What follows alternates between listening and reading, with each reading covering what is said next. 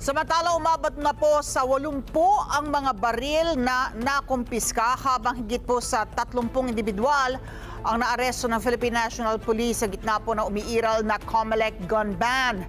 Muli namang tiniyak ng PNP na rerespetuhin po nila ang karapatan ng mga motorista sa mga nakalatag na checkpoint. Detalye sa report ni Mar Gabriel. 31 individual na ang nahuli ng Philippine National Police sa paglabag sa umiiral na COMELEC gun ban. 26 dito ang mga sibilyan, 3 ang security guard, 1 government official at 1 AFP personnel. 80 mga baril naman ang kanilang nakumpiska. 19 dito ay mula sa Central Luzon. Imagine if 19 firearms ay nakalusot po yan sa checkpoint at ay baka magamit po yun as instrument of crimes po to perpetrate yung kanilang mga illegal schemes po. Sa harap nito, muling tiniyak ng PNP na irerespeto nila ang karapatan ng bawat motorista sa mga nakalatag na COMELEC checkpoint.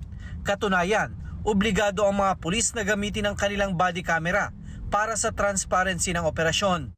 Yung paramount consideration natin is respect for human rights na mga kababayan natin dadaan po dyan. Ang malinaw po ang direktiba po ng ating Chief PNP at ang ating PNP leadership na dapat sa pagtupad po ng ating tungkulin, lalong-lalo na po sa pagbabantay at pag-i-inspect po ay dapat wala pong na-violate po na mga kakapatan po ng ating mga kababayan.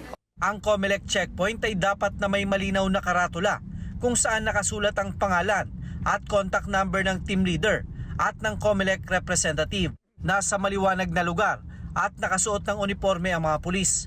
Obligado rin na may kasama silang opisyal na nangunguna sa checkpoint. Reminders po, hindi po kayo pipilitin o pwedeng pilitin ng mga pulis po natin naka-assign po dyan sa mga COMELEC checkpoint na buksan po yung inyong mga glove compartments, buksan po yung mga bag na nandun sa loob ng inyong sasakyan, even yung inyong luggage compartment, unless of course meron po silang ground to a request for further inspection po. So limited lang po yan sa visual search. Ang pakiusap lang ng PNP sa publiko, makipagtulungan at igalang ang mga pulis na nagmamando ng checkpoint. Pag pinara, ibaba ang bintana at buksan ang ilaw sa loob ng sasakyan.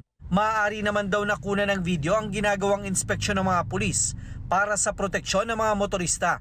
Kung sa tingin niyo po magiging secure kayo at magiging safe po kayo habang dumadaan na ine-inspect po niya, maganda po yun in the spirit of transparency.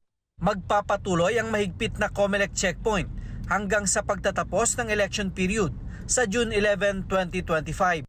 Mar Gabriel, para sa Mata ng Agila. Matatag, matapang, matapat. Maraming salamat sa inyo pong pagsubaybay sa Mata ng Agila Primetime.